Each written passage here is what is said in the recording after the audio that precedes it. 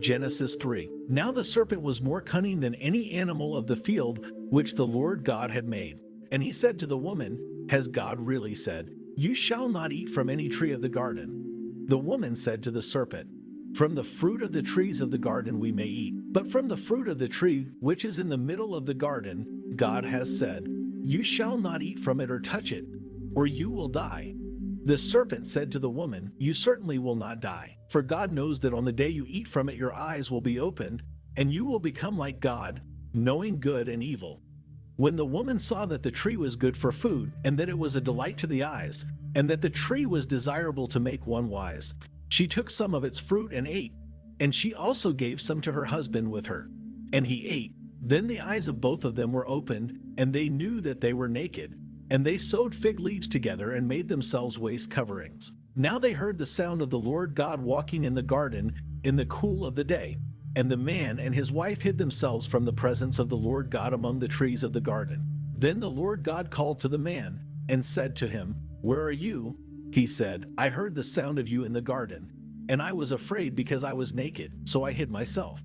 And he said, Who told you that you were naked? Have you eaten from the tree from which I commanded you not to eat? The man said, The woman whom you gave to be with me, she gave me some of the fruit of the tree, and I ate. Then the Lord God said to the woman, What is this that you have done? And the woman said, The serpent deceived me, and I ate. Then the Lord God said to the serpent, Because you have done this, cursed are you more than all the livestock, and more than any animal of the field. On your belly you shall go, and dust you shall eat, all the days of your life. And I will make enemies of you and the woman, and of your offspring and her descendant.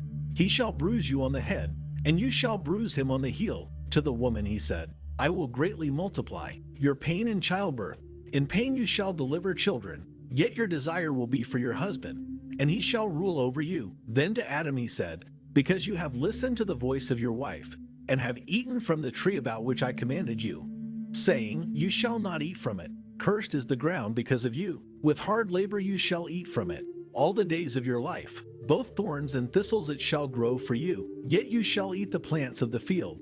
By the sweat of your face you shall eat bread, until you return to the ground, because from it you were taken, for you are dust, and to dust you shall return. Now the man named his wife Eve, because she was the mother of all the living.